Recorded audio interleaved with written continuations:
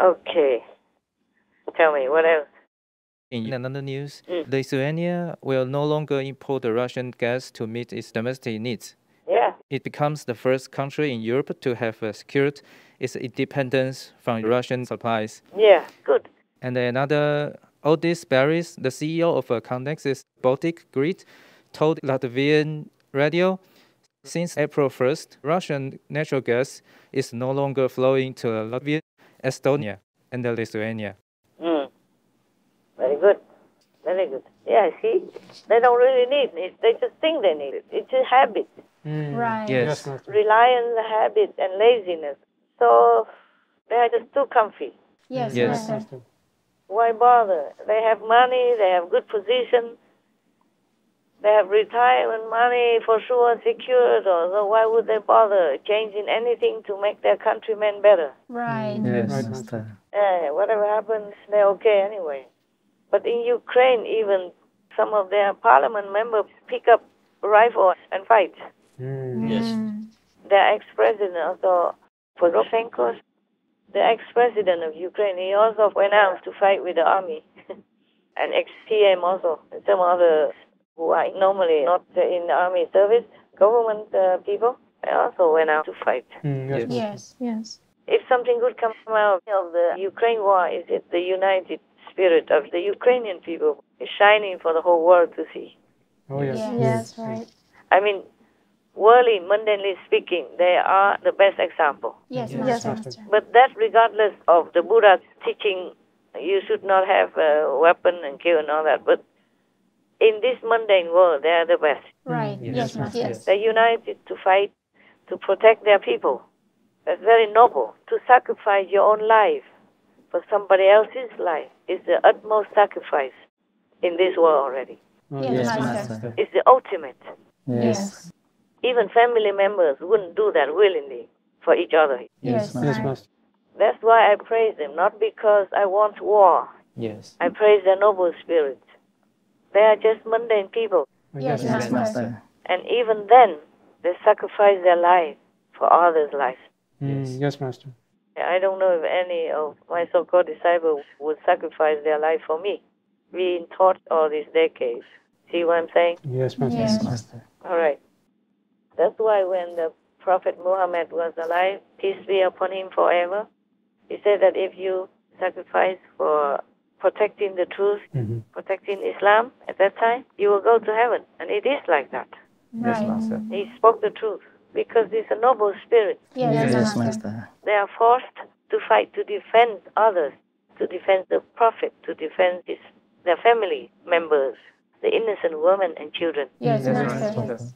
That's why after some of those defenders for Islam, for their Prophet at that time, died, he told others who were alive, take their wives and children into your protection and treat them just like your own wife and your own children. Right. Yes, Yes, Master. Master. Not that he advocated for many wives in a household. Right. Yes. Yes. Nowadays, some Muslims use that to their advantage for their own lustful desire.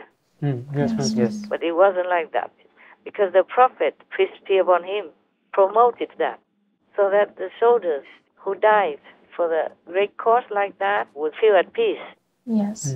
knowing that their family are looked after. Because in those days, women didn't work. Yes, Right. Master. Women could not go out alone to work. And now many in India or other Arab countries is still the same.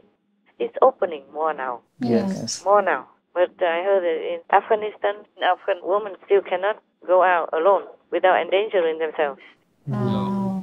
It's not allowed. Well, at least recent years still. Yes, Yes. Master. Only when the Americans were there or when the last kings was there, the women were freer. Yes. They even can wear shorter skirts to go out to work. Look like Europeans or Americans. Right. Yes. Yes, Master. Did I answer your question? Yes, Or Master. non-question question? Tell me, what else?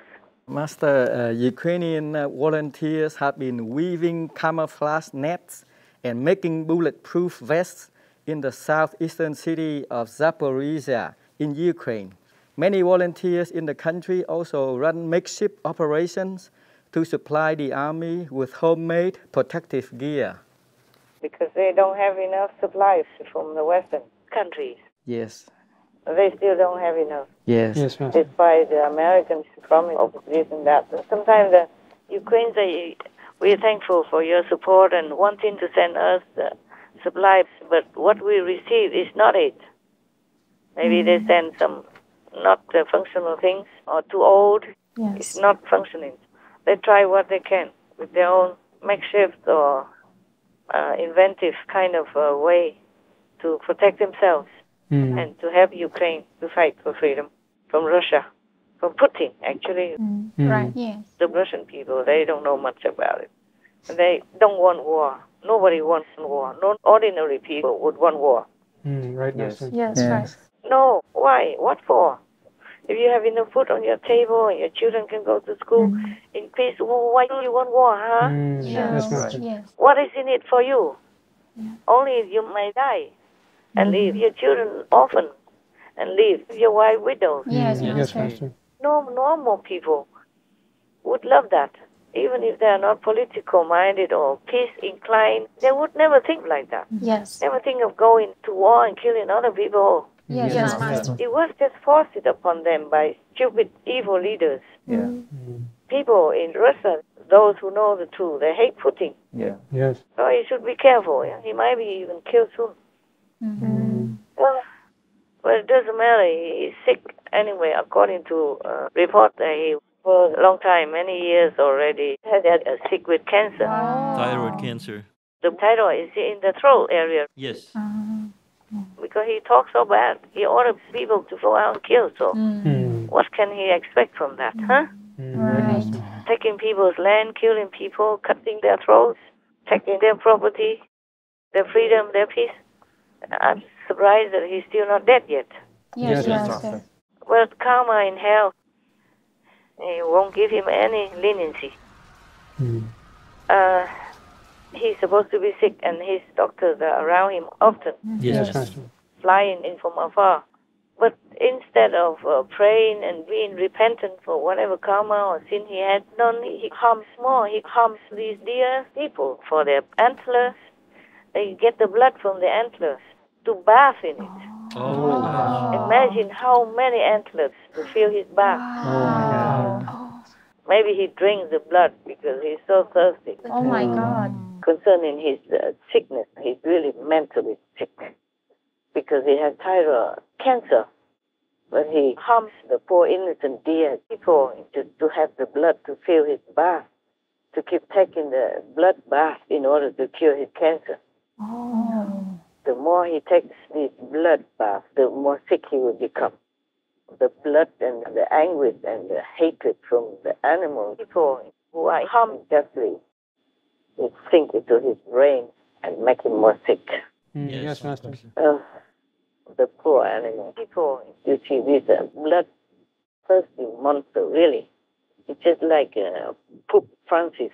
He wants to eat the beef steak raw, even, meaning they're still alive. The live flesh. Oh, God, disgusting. When will these demons stop harming humanity and go back to their hell? Oh, my God. Demons, they love fresh blood. 2 días antes de entrar al cónclave del que saldría elegido papa, el cardenal Bergoglio comió en la casa del cardenal Javier Lozano Barragán, un viejo amigo muy cercano desde hace 30 años. Siempre comía con él cuando estaba de paso por Roma. En esta silla estaba sentado y yo les pregunté que cómo les gustaría la carne. Entonces me queda viendo y me dice, ¿qué muja? Yo me le quedé viendo extrañado, ¿qué muja? Dice, sí, cruda. Yo me imaginé que muja, pues me imaginé otra cosa, no como pues así en crudo totalmente. Y ya le fui, se la traje y pues le gustó bastante.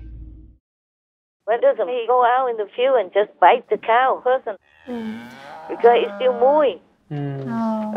So ugly and evil. It's not enough even to eat meat. He wants it raw. Yes, Master. It's so barbaric, huh? Yes. Like the Stone Age or something. Right. The pre-Stone Age even, where people still just go bite the animals, persons, to eat. They didn't discover fire yet. Yes. Oh, yep. So now you know he's evil, no? Yes, You Master. don't have to have inner experience about who he is. Just look at that, and you know it, huh? Right. Yes, Master. What kind of priest who enjoys the freshly killed meat of another living being, creation of God? Yes, right. Even in the Bible, God said, I made all the fodder for the animals, and I make the animals to help you. Yes, Yes, Master. Master. He should know that by heart, no? Right. Yes, Master. What kind of BS pop is that, huh? Maybe it's the poop, not a pop. Sorry. No, I'm not sorry. It's worse than a poop. Poop people still can use as fertilizer. Yes, Master. Yes. It's not harming nobody. But it's the evil that's harming the world, Yes, Yes, right. harming humanity. And now and then, whenever the situation is favorable, appropriate, or profitable, he will utter something trendy. Yes. Yes, Master. Long time since the Ukraine war already, and now finally he says something. And not very... It just says like an infantile war, that's it. Yeah. Didn't even say anything more than that. Infantile. It's like forgivable children. Yeah. Yes, Master. Oh man, so yucky. I want to vomit whenever I talk about him. Oh, I really have to spit, truly. I don't want it in my mouth. Irina Kostenko wanted to talk about the 10th of March, the day the Russians killed her only son, Alexei. The two lived here just 500 meters from his job, changing tires at a garage.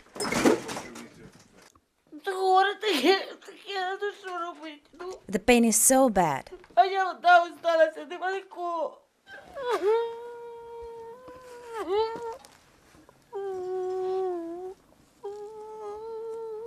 On her own, Irina buried Alexei in the garden after she'd brought his body back from the road in a wheelbarrow.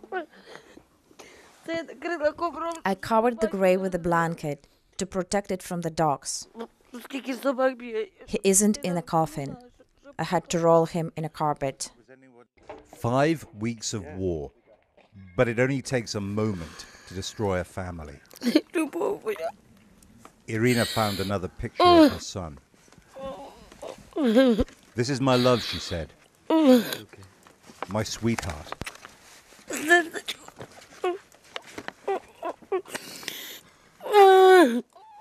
Oleg Shpak takes me into his front garden, where an ordinary family was hit by a Russian missile.